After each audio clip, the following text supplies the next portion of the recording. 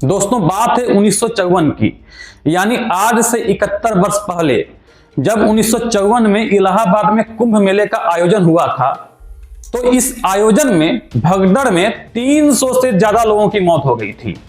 हालांकि कुछ इतिहासकार ये दावा करते हैं कि मौतों की असली आंकड़ा 1000 से भी ज्यादा था।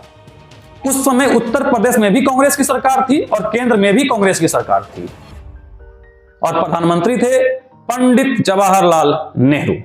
उस समय पंडित नेहरू तत्कालीन राष्ट्रपति डॉक्टर राजेंद्र प्रसाद के साथ इलाहाबाद के कुंभ मेला में आए थे और कहा जाता है कि जब भीड़ पंडित नेहरू को देखने के लिए इस मेले में इकट्ठा हुई तो वहां हजारों लोगों के बीच भगदड़ मच गई और इस भगदड़ में सरकार के मुताबिक कुल 316 लोग मारे गए। उस समय उत्तर प्रदेश में कांग्रेस की सरकार थी, जिसने इन मौतों को कुछ भिखारियों की मौत बताकर इसे बड़ी घटना मानने से इनकार कर दिया और यह बताने की कोशिश की कि यह कोई बड़ी घटना नहीं थी।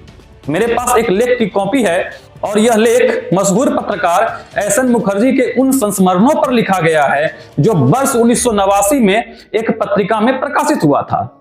एसएन मुखर्जी वही पत्रकार थे जो घटना के वक्त मौजूद थे और जिन्होंने भगदड़ में मारे गए लोगों के शवों की तस्वीर खींचकर उसे अगले दिन एक अखबार में फ्रंट पेज पर छापा था।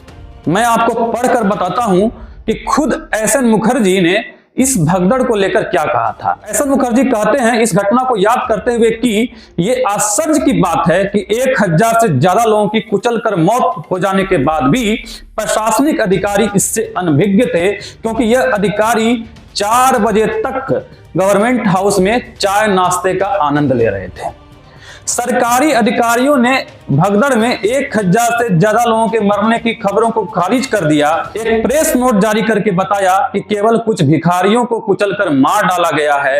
हमने अधिकारियों के सामने यह तस्वीरें पेश की जिसमें मृतकों में महिलाएं महंगे गहने पहने हुए दिख रही हैं, जिससे पता चलता है कि वो अच्छे परिवारों से आती थी। हादसे के दूसरे दिन प्रशासन ने मरे हुए लोगों के शवों को ढेर बनाकर उसमें आग लगा दी।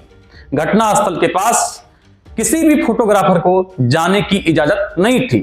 अब सोचिए, जिस घटना में भगदड़ के कारण सैकड़ों लोग मारे गए, हालांकि उस समय के जो पत्रकार हैं जो वहां मौजूद थे, जो अकेले फोटोग्राफर मौजूद थे, वह यह कहते हैं कि 1000 लोग मारे गए थे।